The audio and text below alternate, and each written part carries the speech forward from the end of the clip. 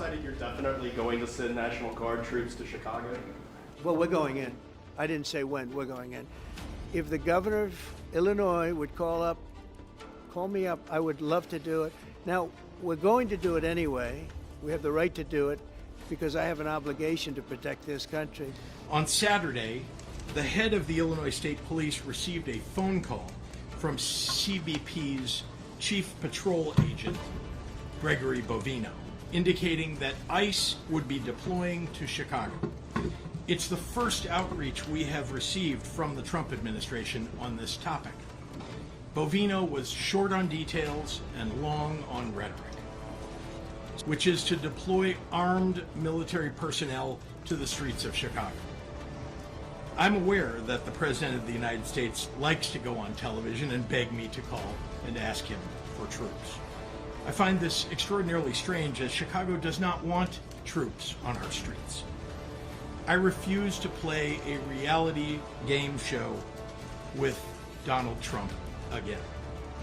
It breaks my heart to report that we have been told ICE will try and disrupt community picnics and peaceful parades. None of this is about fighting crime or making Chicago safer. None of it. Because they are unserious people who seem to know nothing about fighting crime.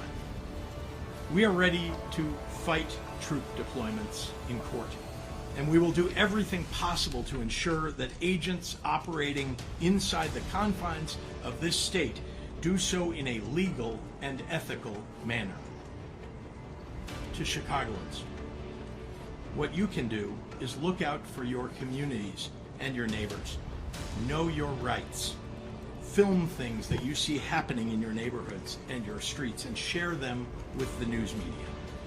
Authoritarians thrive on your silence. Be loud for America.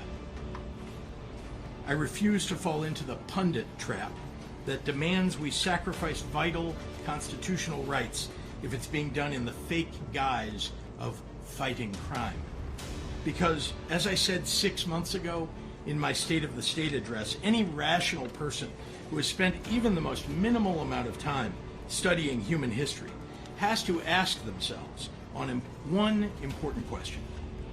Once they get the citizens of this nation comfortable with the current atrocities committed under the color of law, what comes next?